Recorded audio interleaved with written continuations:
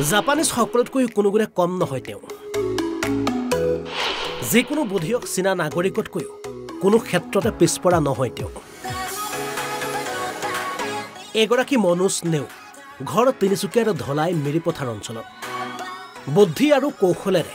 যিকোনো বিদেশী ফল্ডিং সামগ্ৰীক নিমিষতে আয়ত্ত কৰিব পৰা বিশেষ গুণ আছে মনোজ নেওগৰ পুৰণি দিনৰ গধুৰ প্ৰকাণ্ড সামগ্ৰীৰ বিপৰীতে মনোজ নেওগে নিৰ্মাণ কৰি উলিয়াইছে যিকোনো ব্যক্তিয়ে দাঙিব পৰা বিভিন্ন ধৰণৰ ফল্ডিং সামগ্ৰী যিবোৰ সামগ্ৰী আচলতে জাপান বা চীনত নিৰ্মাণ কৰা দৃশ্য আমি সততে সামাজিক মাধ্যমত দেখা পাওঁ কিন্তু এতিয়া আৰু বিদেশত নহয় অসমতে নিৰ্মাণ কৰে মনোজ গগৈয়ে প্ৰথমে চাওক এটা ঢেঁকী সৰু মৰম লগা অথবা যিকোনো বয়সৰ ব্যক্তিয়ে ব্যৱহাৰ কৰিব পৰা এটা আধুনিক দিনৰ ঢেঁকী এয়া এবাৰ চাওক এই দীঘল আৰামী বেঞ্চখনলৈ পাছে আপুনি কেৱল আৰামী বেঞ্চ বুলিয়ে নাভাবিব প্ৰয়োজন অনুসৰি ইয়াক আপুনি এনেদৰে টানি ব্যৱহাৰ কৰিব পাৰিব ভাত খোৱা নহ'লে পঢ়া টেবুল হিচাপে এখন বেঞ্চ তিনিজন মানুহ বহিব পাৰে এখন যদি ঠাই অভাৱৰ কাৰণে এখন বনোৱা হৈছে ইয়াৰ বিশেষ সুবিধা এটা হ'ল যে যদি কিবা কাৰণত অকণমান খাদ্য মানে খোৱা বোৱাৰ ক্ষেত্ৰত যদি অলপ অসুবিধা হয় ঠাইৰ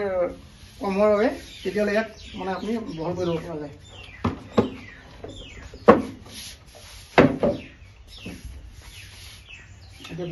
দুইটা সাইডতে মানুহ বহি পাৰে শ্ৰী মনোজ নেওগ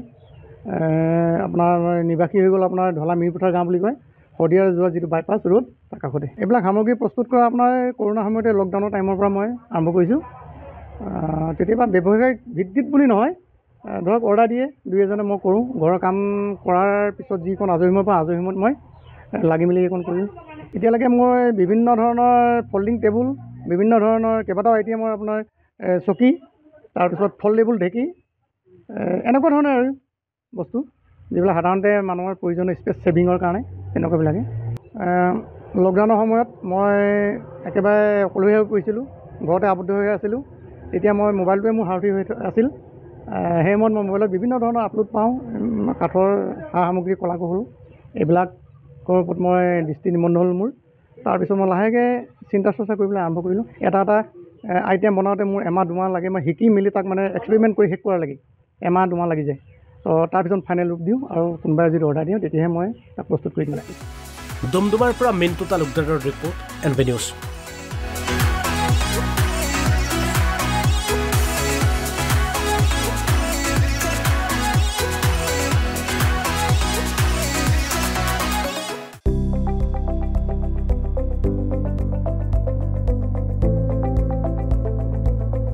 এনবি নিউজ